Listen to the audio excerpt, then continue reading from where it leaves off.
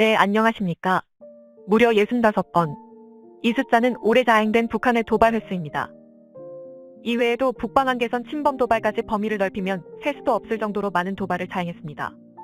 특히 지난 11월에 발사한 탄도 미사일 도발은 분단 이후 처음으로 NLL을 넘기까지 했는데요.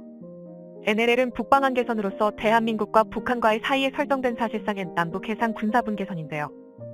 이처럼 북한의 도발은 과거에도 종종 있었던 일이지만 그런데 문제는 갈수록 그 정도가 심해지고 있다는 것입니다.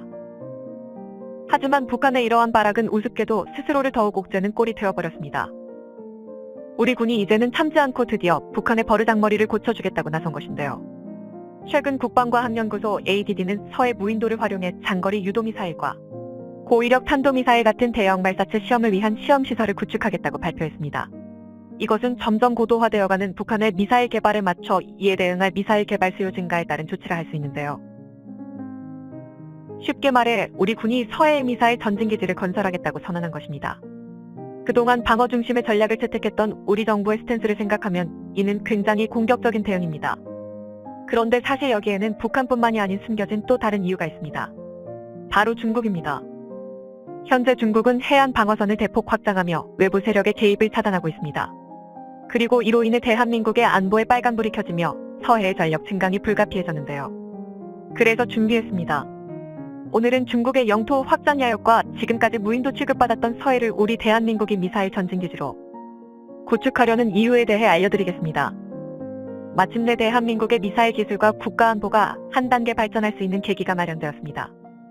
바로 서해에 존재하는 수많은 무인도를 활용해 미사일 시험 발사 시설을 구축하게 된 것인데요. 이 결정이 시사하는 바는 매우 큽니다. 우선 서해 무인도를 미사일 시험 발사 시설로 활용하게 되면 북한에 대해 도발 억제력을 갖추는 것은 물론 지금껏 연간 80억 원씩 사용되던 바지선 임차 비용도 아낄 수 있게 됐습니다. 이뿐만 아니라 시험 발사장 인근 주민들의 안전 문제와 예를 들어 지난 10월 4일 강릉에서 한미 연합 지대지 미사일 사격 중 현무일시 미사일의 비정상 낙탄과 같은 사고를 원천적으로 막을 수 있는 것입니다. 이와 관련해 ADD는 2026년까지 약 357억 원의 예산을 투입해 서해 무인도의 미사일 발사 시험기지를 구축하겠다고 발표했습니다. 동시에 약 1,593억 원의 예산을 들여 한국형 수직 발사체인 KVSL을 탑재한 대형 시험선의 건조도 검토 중이라고 밝혔는데요. 이렇게 될 경우 2026년까지 미사일 발사 시험시설 구축과 관련된 예산만 총 2천억 원 가까이 투입될 예정입니다. 이는 사안이 급박한 만큼 대규모 예산을 편성해서 조속한 전력 강화에 나선 건데요. 그런데 워낙 많은 예산이 단기간에 투입되다 보니 반대 의견도 적지 않습니다. 심지어 일각에서는 시험시설을 건설하느니 즉시 전력으로 활용할 수 있는 지대공 요격 미사일을 구매하는 게 더 낫지 않겠냐는 주장도 있습니다. 실제로 현재 대한민국에서 운용 중인 한국형 미사일 방어체계 KAMD의 유일한 약점은 200혐 이상의 고층부 방어에 취약하다는 건데요. 오죽하면 최근 국회에서 한 발당 200억 원이 넘는 SM-3 고고도 요격 미사일 구입을 위해 긴급 예산을 편성할 정도입니다. 그러나 우리 군이 건설하려는 미사일 발사 시험 기지는 단순히 경제적 지표로 치환할 수 없는 가치가 있습니다. 미사일 시험 발사가 가능하다는 것은 다시 말해 미사일 발사 기지로도 활용이 가능하다는 얘기입니다. 말만 시험 시설이지 사실상 서해 한복판에 미사일 발사 기지를 건설하겠다는 뜻입니다. 그리고 현재 한국 안보 상황을 생각하면 서해 미사일 기지의 가치는 요격 미사일에 비할 바가 아닙니다. 만약 서해 미사일 기지가 건설될 경우 대한민국의 주력탄도 미사일인 현무의 사정거리에 중국의 주요 도시가 들어오게 되는데요. 특히 중국의 수도인 베이징까지의 거리는 불과 850km밖에 되지 않습니다. 즉 세계에서 손꼽힐 정도로 많은 양을 보유한 한국의 미사일 전력이 중국의 턱 밑까지 치고 들어가는 것입니다. 또한 서해 미사일 기지 건설의 장점은 이뿐만이 아닙니다. 서해 무인도에 요격 미사일을 전진 배치하면 유사시 중국의 탄도 미사일을 내륙이 아닌 서해 해상에서 요격할 수 있습니다. 쉽게 말해 공격과 함께 압도적인 방어 전력도 확보되는 건데요. 뿐만 아니라 한국이 대북한 전략 못지않은 중국 억제력을 갖추게 되는 것입니다. 한국의 이러한 결정에 당연히 중국이 가만히 있을 리가 없습니다. 중국 입장에서는 북한이라는 완충구역을 두고 그동안 우습게 생각하던 대한민국이 이제는 중국을 향해 직접 총부리를 들이대는 것과 마찬가지이기 때문인데요. 과거 THAAD 배치 때를 생각하면 중국은 또다시 대한민국이 아시아의 군사적 긴장감을 높이고 있다고 주장할 가능성이 높습니다. 하지만 중국의 이 같은 주장은 명백히 잘못된 주장입니다.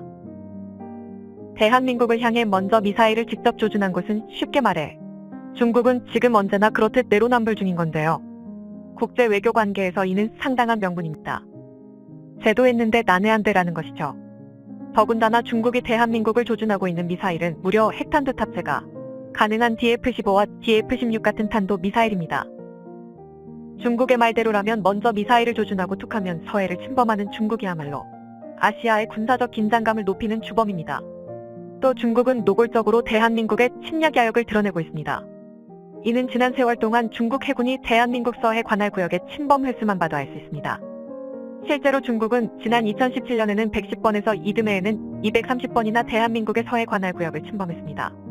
이것도 모자랐는지 작년에는 200번 가까이 NLL 침입을 시도했는데요. 중국의 이러한 행동은 군사적 긴장도를 높이면서 서해의 우리 영해를 조금씩 압박하는 것입니다. 다시 말해 서해의 중국식 표현인 내해의 영향력을 넓히면서 동시에 대한민국의 영향력을 줄이겠다는 의미인데요. 이처럼 먼저 미사일을 조준하고 타국의 영해를 침범하는 주제의 중국은 모든 책임을 대한민국으로 돌리고 있는 것입니다. 내로남불도 이 정도면 병입니다. 하지만 다행히 한국은 서해 미사일 기지 건설 이전부터 물밑으로 대중국 전략을 준비하고 있었습니다. 그중 대표적인 게 경렬비열도인데요. 서해의 독도라고도 불리는 경렬비열도는 과거부터 중국이 우리 정부 몰래 민간인을 앞세워 사들이려 했던 섬입니다. 그만큼 군사적 가치가 높은 지역입니다. 이곳은 중국의 산둥반도와 불과 270km밖에 떨어져 있지 않기 때문에 유사시 북한과 중국의 상륙 거점으로 활용되는 것은 물론 서해의 영유권 주장의 핑계로 삼을 수 있을 만큼 매우 중요한 전략적 요충지입니다. 상황이 이러니 중국으로서는 매우 탐이 날 수밖에 없는 섬이지만 자신들의 생각처럼 흘러가지는 않았습니다. 그 이유는 2017년 연구 용역이 추진된 이후 6년 만에 경렬비열도가 국가관리연한항으로 최종 결정되었기 때문인데요. 경렬비열도가 국가관리연한항으로 지정됨에 따라 거래가 불가능한 것은 물론 일반적인 항구와는 성격이 달라졌습니다. 이 때문에 경렬비열도는 국가안보와 영해관리 그리고 선박 피항을 주목적으로 활용될 예정이며 이는 대한민국이 경렬비열도를 서해의 불치망모로 사용하겠다고 선언한 것과 마찬가지입니다. 불치망모란 한마디로 적이 점령하거나 무너뜨릴 수 없는 난공불락의 요새를 의미하는데요. 실제로 경렬비열도에는 2023년부터 항만 기초시설과 물자들이 도입될 예정입니다. 또한 이후에 개발될 한국형 항공모함까지 배치된다면 한국은 중국과 북한을 동시에 압박할 훌륭한 카드가 되는 셈입니다. 그런데 대한민국이 경렬비열도를 불치망모로서 활용하기로 마음먹게 된 배경에는 군사적 위험만 있는 것이 아닙니다. 우리 어민과 영해를 지키기 위함입니다. 그 주범은 중국의 불법 조업인데요. 이는 하루 이틀 일이 아닐 뿐만 아니라 때만 되면 떼거지로 내려와 치어까지 싹 털어가는 바람에 업에 종사하는 우리 국민들의 피해가 이만저만이 아니었습니다. 그래서 대한민국은 중국 어선에 대해 지속해서 문제를 제기했지만 중국은 단 한 번도 적극적인 조치를 취하지 않았습니다. 하지만 경렬비열도가 불치망모가 되고 우리 군의 공군기와 해군 함정이 서해 장악력을 확대하면 이런 소극적인 판세가 달라집니다. 아무리 중국 어선이라도 우리 해군 앞에서는 꼬리만 개꼬리 될 수밖에 없습니다. 중국은 자신들이 아시아의 평화를 위해 노력하는데 한국은 쓸데없는 군사적 경쟁을 불러일으키고 있다며 반발하고 나섰는데요. 한국은 쓸데없는 군사적 경쟁을 불러일으키고 있다며 반발하고 나섰는데요. 대한민국을 정조준한 중국의 탄도 미사일과 마찬가지로 불치망모를 이용한 국제사회 압박 또한 중국이 먼저 시작했다는 것을 잊은 모양입니다. 지난 3월 미 인도태평양 사령관인 존 아칼리노의 언론 인터뷰에 따르면 중국이 남중국해에 조성한 인공섬 3곳의 군사기지화를 완료했다고 밝혔습니다. 지난 2015년 시진핑 국가주석이 직접 분쟁 지역의 인공섬을 군사화하지 않겠다며 발언한 걸 생각하면 이런 결과는 황당하다 못해 어처구니가 없는데요. 중국이 군사기지화한 스프레틀리 군도는 200여 개의 암초와 산호초가 존재하는데요. 그런데 원래 이곳은 국제법상으로는 영유권을 주장할 수 없는 곳입니다. 하지만 중국은 썰물 때 물 위로 드러나는 곳만 골라 시멘트를 부어 가짜 집안을 만들고 암초를 자신들의 영토이자 영해라고 주장하고 나섰는데요. 이 때문에 주변국들과의 영유권 분쟁을 촉발시켰지만 중국은 국제사회의 모든 비난을 무시하고 암초의 군사기지를 건설해버렸습니다. 또 이러한 행동에 대해 중국은 자국으로 수입되는 중동산 원유의 핵심 수송 경로를 지키기 위함이라는 그럴싸한 핑계만 늘어났습니다. 그런데 사실 중국의 진짜 목적은 따로 있습니다. 스프레틀리 군도는 전 세계 해양 물류의 25%와 더불어 원유 수송량의 70%가 지나는 전략적 요충지입니다. 다시 말해 중국은 이곳에 본인들 소유의 군사기지를 완성함으로써 전 세계 해양 물류를 인질 삼아 주변국을 언제든 협박의 수단으로 삼을 수 있게 된 것입니다. 이 정도면 강패짓도 도를 넘었다 싶은데요. 중국이 이런 말도 안 되는 억지를 부린 데에는 그만한 이유가 있습니다. 바로 남태평양 함대의 건설입니다. 총 7개의 인공섬과 솔로몬 제도의 틀라기섬 등 중국의 불치망모 지역이 늘어나면 늘어날수록 축적된 중국 해군력이 어디로 향할지는 너무나 뻔합니다. 이는 서방 세력의 개입을 최소화하기 위한 준비 작업과 동시에 아시아 국가들을 압박하기 위한 초석을 마련하기 위해서인데요.